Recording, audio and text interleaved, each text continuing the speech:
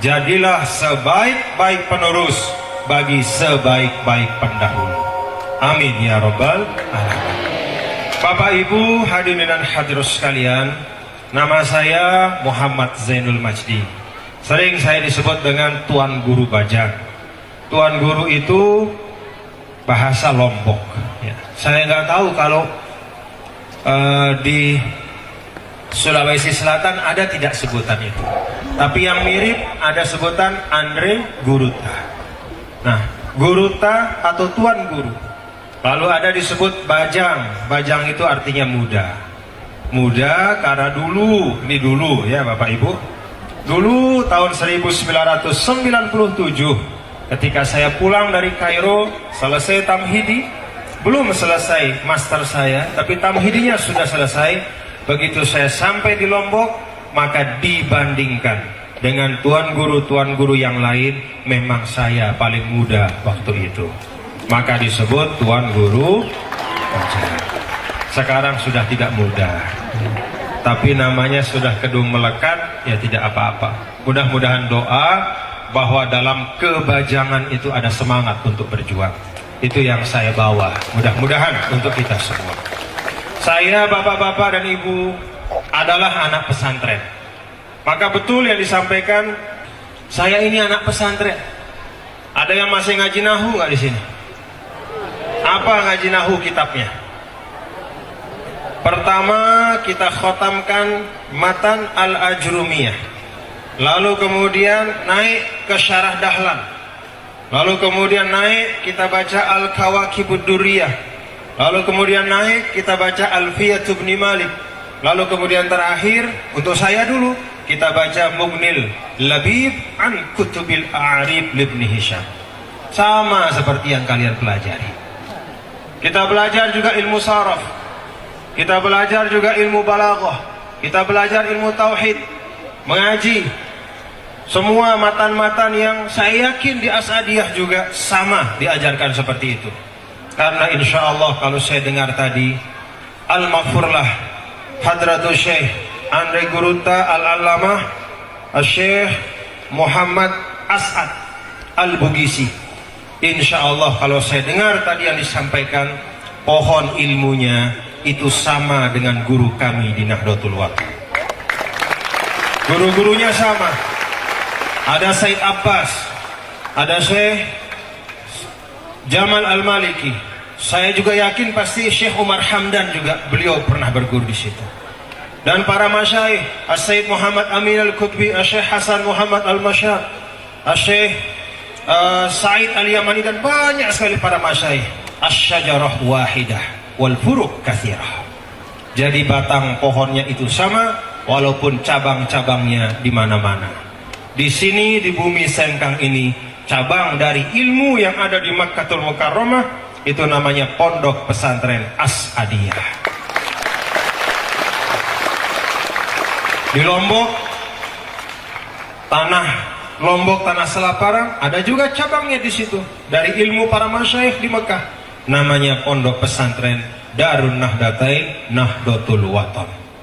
Di tanah Jawa juga banyak. Semua al-aghsan wal furu', semua cabang-cabang, semua dahan-dahan itu al-aslu wahid. Dia punya batang yang sama. Itulah ilmu-ilmu dari para masyayikh dan para guru Ahlus Sunnah wal Jamaah. Alhamdulillah. Maka kita ingat ungkapan para ulama bahwa al-isnadu minad-din, laula al-isnadu laqala man syaa ma syaa. Al-Imam Ibnu Sirin mengatakan sanad ilmu sebagaimana yang diberikan oleh Al-Maghfurlah Hadratul Syekh Al-Alimul Allamah Syekh Muhammad As'ad Al-Bugisi rahimahullah rahmatal abrar, bahwa apa yang beliau terima dari para guru-guru beliau itulah yang menjadi pipa ilmu yang mengalirkan keberkahan sampai sekarang. Alhamdulillah. Itulah kunci bapak-bapak ibu. Kalau misalnya ada pertanyaan, bagaimana satu pondok pesantren yang jauh dari keramaian, berapa kilo dari Makassar nih Bapak Ibu? Santri-santri semua pernah ke Makassar? Saya yakin banyak yang belum pernah ke Makassar. Tapi tidak apa-apa. Dulu banyak sahabat saya yang belajar di Kairo, dari penjuru, dari pojok di Republik ini, dari satu kampung. Dia tidak pernah kemana-mana, tidak pernah ke kota besar, langsung dari pondoknya itu berangkat, dia transit sebentar ke Jakarta, lalu terbang menuntut ilmu ke Kairo. Maka anak-anak Sengkang, walaupun belum pernah menginjak Makassar, insya Allah sebentar lagi akan menginjak Makkahul Mukarramah. Insya Allah akan menginjak Kairo. Insya Allah akan menginjak New York. Insya Allah akan menginjak tempat-tempat di dunia ini yang ada kebaikan, bisa kita belajar sebagai umat Islam. Jangan ada perasaan minder sebagai santri. Jangan ada perasaan kami ini santri, apa yang bisa kami lakukan. Ini bukti hidup seorang santri. Saya Muhammad Zainul Majdi, dengan ilmu dari pondok pesantren, dari kampung, dari tempat yang jauh, dari ibu kota di NTB itu, namanya Desa Pancor. Tapi saya tekun menuntut ilmu, istiqomah, tekun menuntut ilmu. Ada masyaikh-masyaikh, ambil tabarukan, cium tangannya, minta doa. Ngaji dulu saya ingat waktu kecil. Di sini ada sawah nggak? Dulu di Pancor itu, beberapa masyaikh itu yatafarraqun. Dia tidak di satu tempat. Jadi ada di ujung sini, ada di ujung sana. Sebagian dari masyaikh itu, salah satu yang saya ingat namanya Tuan Guru Haji Muhammad Yusuf Ma'mun, seorang yang sangat soleh, seorang yang sangat berilmu. Pada waktu itu kalau mau mengaji, kita lewat sawah. Malam-malam lewat sawah. Gelap. Kadang-kadang tiba-tiba di bawah kaki itu ada suara desis ular. Ular. Lari kita. Pakai sarung. Kadang-kadang jatuh. Dan yang saya ingat pernah sekali saya ingat pada waktu kami mengaji kitab Usulul Fiqh. Saya lupa, ada kitab Usulul Fiqh Syekh Mukhlis, itu ditulis oleh ulama dari Sumatera Barat. Apa namanya saya lupa itu. Kaidah-kaidah Usul Fiqh. Saya lupa nama kitab itu. Saya ingat betul pada waktu itu kami sedang diajar tentang makna kaidah baqa'u makana ala makana. Sedang kita mikir begitu di depan Tuan Guru Yusuf tentang apa arti baqa'u makana ala makana. Tiba-tiba masuk ular dari bawah pintu. Masuk. Ular itu masuk dan dia masuk ke bawah tikar.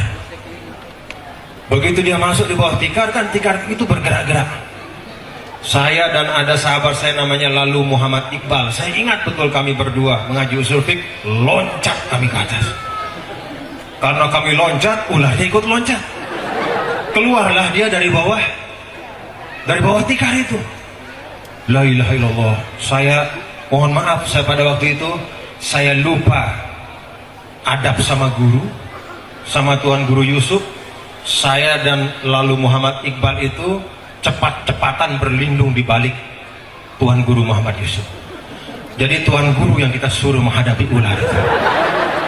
Untung Tuan Gurunya pemberani. Dia ambil ular itu, dia pegang. Memang ular tidak berbisa, tapi ular lumayan besar. Anak ular sawah itu.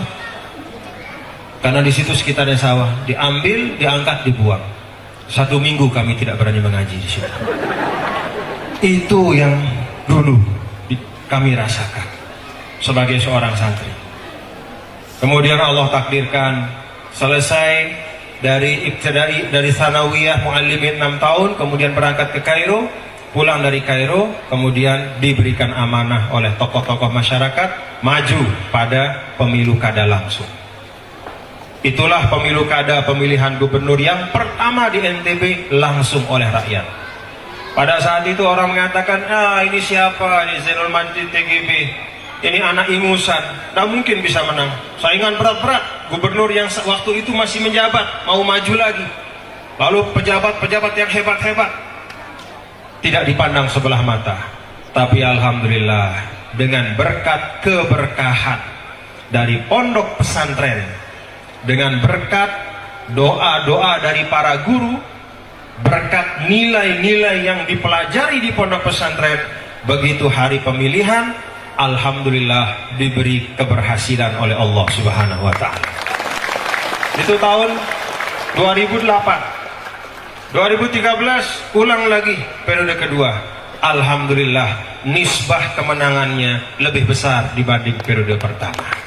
Artinya apa?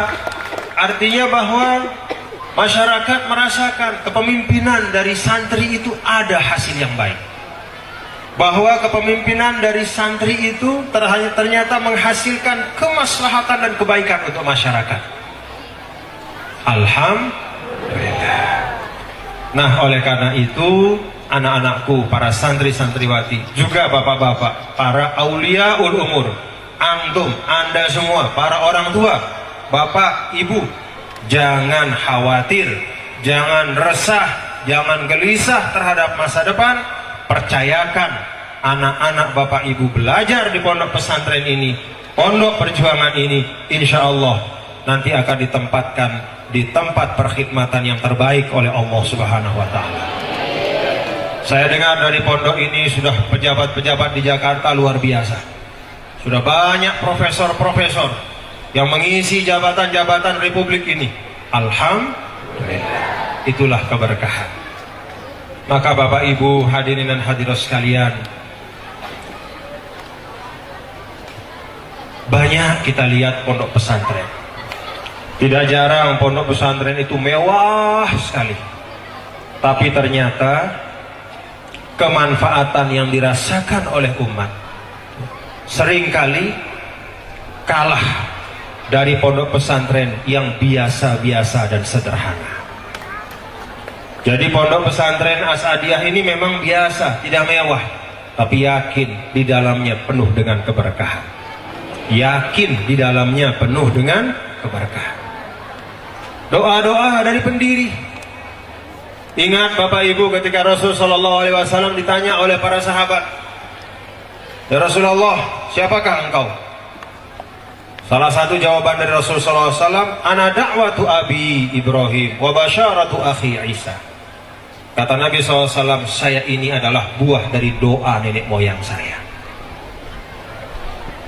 Doa Nabi Ibrahim itu ratusan tahun atau bahkan ribuan tahun sebelum lahirnya cicitnya, keturunannya yang namanya Muhammad ibnu Abdillah. Tapi doa sudah dipasang, dan tidak ada doa yang baik yang sia-sia, apalagi yang keluar dari seorang yang soleh, seorang yang dekat kepada Allah Subhanahu wa taala, cepat atau lambat pasti dikabulkan. Maka kalau sekarang pondok ini mengalirkan kebaikan dan kemanfaatan, itu adalah buah dari doa-doa ulama-ulama yang mendirikan pondok pesantren ini dan guru-guru dari para pendiri pondok pesantren ini. Siapa yang masuk di sini dapat bagian dari keberkahan itu? Mau dapat bagian keberkahan itu anak-anak? Istiqomah belajar. Mau dapat keberkahan, bagian dari keberkahan itu ibu-ibu, sekolahkan anaknya di sini. Bapak-bapak, sekolahkan anaknya di sini. Saya yakin karena saya menyaksikan dalam perjalanan hidup saya yang sekarang sudah 45 tahun, hampir 46 tahun, bahwa tidak ada yang lebih mahal dalam kehidupan dibanding apa yang disebut keberkahan.